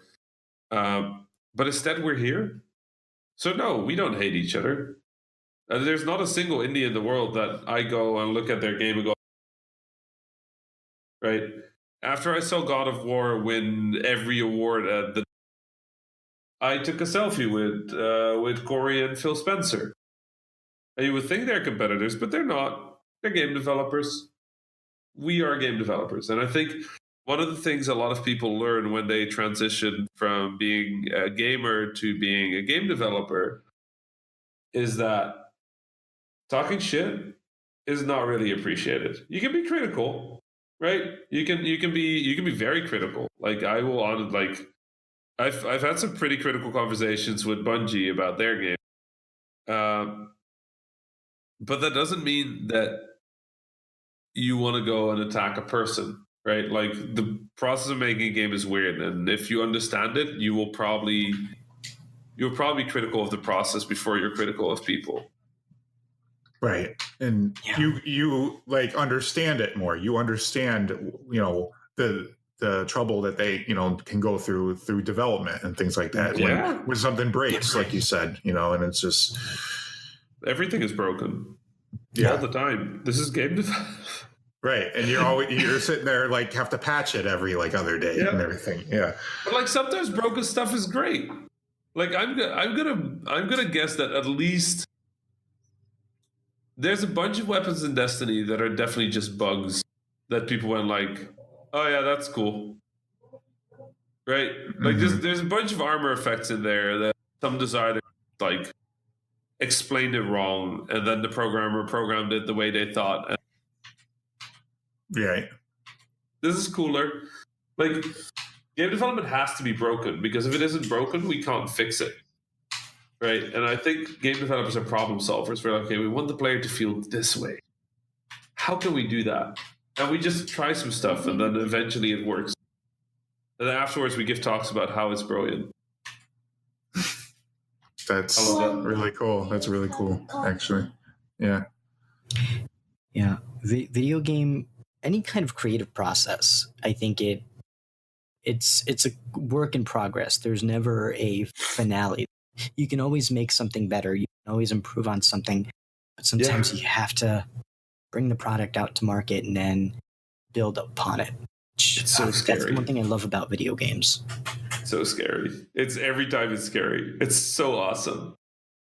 It's like you work on this thing for years and you have an idea of how to play it and how people interact with it, but like you get so close to a video game. It's really hard to explain, but like if you work something with that level of like precision and that level of like scrutiny and that level of self-doubt all the time, right?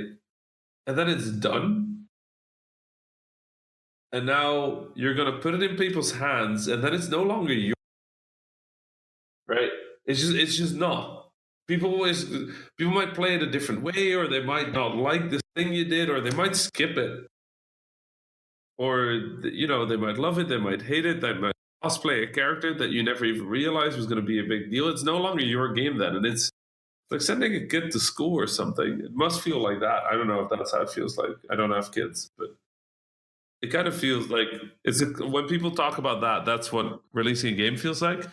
But it's the greatest thing. Like the first YouTube videos are just like, that's why you do this stuff.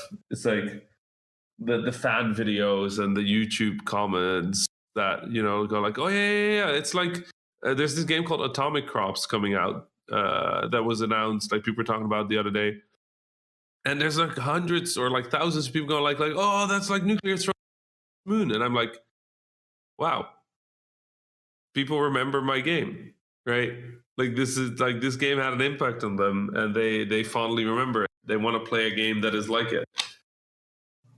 And it just, the first cosplayer you meet is like, you're like, what is this? This is awesome. Yeah. It's such a good job. I genuinely, like, we create joy. Yeah. I'm sure it's very rewarding, and just being able to share that with everybody is just like, it's super, super awesome. Yeah, it really is. And I've had some of the most fun in Destiny. I mean, it's no surprise that we've put in 5,000 plus hours into this game. That's a lot of time.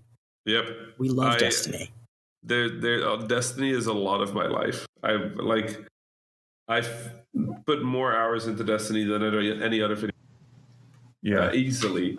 Same. Yeah. And it just doesn't get old. Like, there's times where I've like floated away from it a little, and then I just come back. Like, there's a big game launch, and I play that game, and then afterwards, let's catch up on Destiny, right? And they do a pretty good job of making sure that you can always catch back up. So I don't know, like, it's my game between games. It's my default state. My default state is I play Destiny, and every now and then there'll be a reason to not play Destiny, and I'll play whatever I need to play then. It's comfort food. It's some good comfort. Yeah, it's like that comfort. Yeah, that's a great way to put it. Yeah, exactly. Yeah, it's just, and it's so nice because you just hop on and you just message a friend and you go like, "Hey, want to run through this thing for a bit?" And it's like, "Yeah, okay." And then you just kind of, for me, it's also like sort of like a phone call backdrop. Catch up on like how my friends are doing. I'm traveling all the time. I get home and I'm like, Phil Tibetowski. I catch up with Phil in Destiny. Oh, nice. Know how life is going, right? Like, know how things, like, have a quick chat. But there's a lot of game developers I catch up with in Destiny, just because we all kind of play the game. Well, not all of us, but a lot of us play Destiny. And a lot of us just kind of end up back there for some reason. Now, Rami, I am curious to ask you, what is your favorite game of all time and why? Ooh. I know it's a tough one. That is a tough one. My favorite game of all time. Well, that is kind of tough because there's different reasons I love games, right? Like, so one of my favorite games. Can I do 3? Yes, absolutely. Okay. So, number 1, Metal Gear Solid. Yes. The original one. Thank you. Oh my God, Rami, you're amazing. That's my favorite game. Nice. Metal Gear Solid was just mind-boggling. Oh my God. It's beyond compare. There was never a game before Metal Gear Solid that was like Metal Gear Solid. Absolutely. And there will never be a game after Metal Gear Solid that was like Metal Gear Solid. You felt like you were Snake. Like, you truly felt like you were Snake. And then I played it. Like, I played every Christmas. My Christmas game. That's awesome. But then you see Snake like get up in the elevator. 6 pixels, and you're like, "What? Was that really what it looked like?" Okay, fair enough. So then there's Split Second, which is a really odd one. I'm normally not a racing game fan, and I always have to pick kind of by mood. It's either Split Second or Alan Wake. And it was this weird era of Xbox 360 games that were like, we were at the point where we could do really impressive graphics, but also we kind of wanted to make weird mechanics. So Split Second was Mario Kart, but you blew up buildings instead of shooting shells, which is great. It's super spectacular. It's super fun. And then Alan Wake was this sort of psychological thriller about a writer whose book was coming to life. But you would find pages of the book before a lot of things would happen. So you'd be like, you would find a page of the book floating around and you'd catch it. And the flashlight was a huge mechanic in that, right? Yep. But the book would go like, Alan was he was attacked forest at the lumber mill by a chainsaw wielding monster, and you're like, I've never seen and then you turn the corner and it's there, and you're like, oh boy, where is this chainsaw wielding monster? And I thought that was very clever. And I think the last one, it used to be Final Fantasy 15. I really, really adore that game. But then I played Nier Automata. And I think Nier Automata is my favorite game ever made. I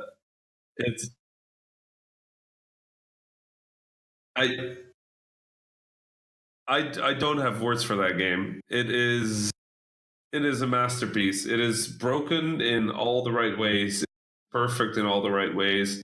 Nier Automata is the only game I've played in my life that is better for every game you've played before it.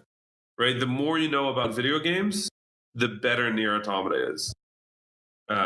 Because it uses that. It uses games as the way it tells its story, the way it sets expectation, the way it deals with like conclusions or choices. Like there's choices that will just immediately roll credits. Right? That's it. Game's done. You did it. End of story. And it's just that kind of stuff where you're like, oh, wow, this is good. It's just very good. Yeah, I heard it's got. I mean, I did play like the demo and everything, and I did like what I played. I'm eventually going to get that game. I got so many games in my backlog, just like Corin said. Nier is big. Nier is it's a good like 60 to 100 hours. Oh wow! But if you ever need a game that by the end of it you will go like, what this was awesome, but also what? That's Nier. And then I think like the weird thing, because we've been talking about Destiny forever, the weird thing about Destiny is I don't think it is one of my favorite games ever. I think it's one of the most important games in my life though. Right? It's just the game I go back to. It's the safe, always there, have fun, like relax, de-stress, talk to friends. It's just my PlayStation always has it in like 5 icons, right? It never falls out of there. And I love it. I love that game a lot. A lot of my life was tied to Destiny. Some incredible my life happened through Destiny. Like it's just such a special game to me, and I don't think there's nothing that Bungie could do that would make me stop playing Destiny, I think. But the honest truth is, I think they're doing a pretty good job of managing their game, even though I understand from moment to moment it can feel less than great. Right. Yeah. I'm so glad you said Metal Gear Solid, Rami. I'm just love that game so much. Me too. I just love the codec messages too. I can just sit there and listen, and I don't skip them.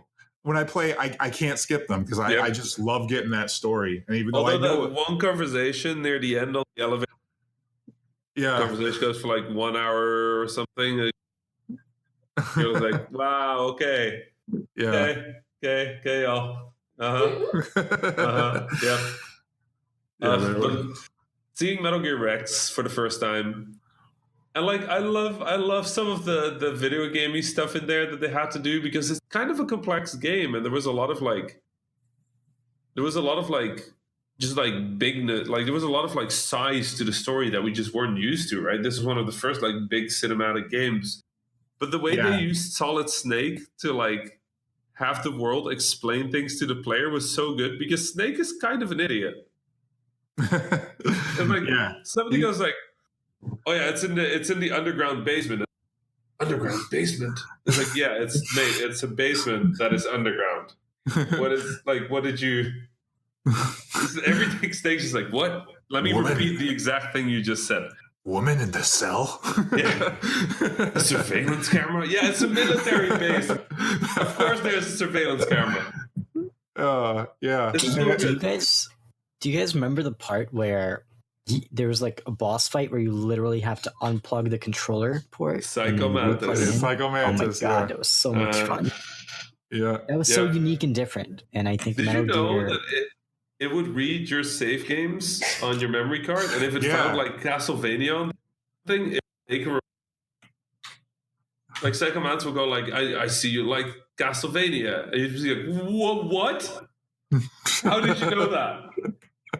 I know that was groundbreaking at the time for sure. Yeah. Nier Automata does a lot of that. I think if you're a fan of Metal Gear Solid, Nier Automata should be very high on your Right. games to play. I will have to definitely check into that. Games that break the fourth wall, it's really cool. Yeah. Yep. Yeah, but Metal Gear Solid is just I liked 2 and I liked 3 and 4 was okay and whatever. Like Metal Gear Solid 1 was such a singular moment in games. Yeah. Totally agree with you. Everything. Walking up the tower, the fight with Sniper Wolf, Ninja, Metal Gear Rex, like. Yeah, just incredible voice acting in it too. Yeah, like because did you play Twin Snakes, like the remake? Yes, I did. Yes, I was okay with that, but they made Snake into such a superhero that it didn't work. Like he did like a backflip between like 2 blades, and I'm like, wait, what? Yeah, they Matrixized it. They did some Matrix stuff in it because I was like, that doesn't work for me. Snake's just like a dude. I think that was my favorite thing about Snake. Snake was not particularly good at anything. Not particularly smart. He was just the right person to do the job. Right. Yeah. Just like they said, I'm the pawn they sent to save your worthless butt. Yeah. But the game was so aware of this, right? Like the game was so aware of playing, like the characters it had. And it was very genuine about all of them. Absolutely. The Palki, like just the Palki at the end of the game where you're just running back and forth, like a lava world, ice world. Okay, let's go back. And then you're done. And then it does the twist, and you're like, yeah, I was going to mention that. Are you kidding? Like, no, and you have the exact same feeling that Snake has in that scene. And you're like, what? And then it just goes to like the escape sequence where you have to escape from the small room that's like filled with toxic gas now, and it's just like the pacing and everything. It's just so good. Metal Gear Solid. Yeah. I like when something is really good, I get angry at it. Metal Gear Solid makes me angry, just like Destiny's Double Jump makes me angry. Yeah, because you just know it's never gonna really like get better than that. Even though this was it. We did it. Yeah. We're done. Nobody. I desperately want a remake of Metal Gear Solid, and then I desperately don't want a remake of Metal Gear Solid. The game is perfect. Don't touch it. Leave it. Right. We're good. Yep. Okay. Those low polygons. Yep. Like because the alternative is they have to give him eyes. Right? I don't want that. I want his eyes to be 6 pixels. That's it. I want them to be sunken in. Yeah, what a game.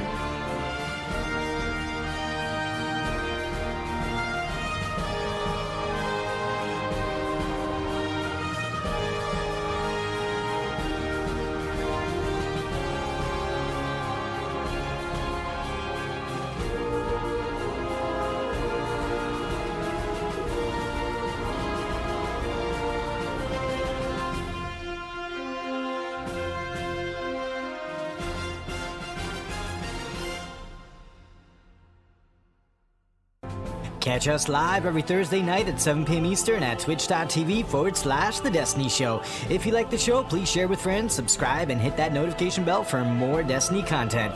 You can find The Destiny Show podcast on Apple, Spotify, Google, Podbean, and all major podcast platforms. New episodes available Fridays.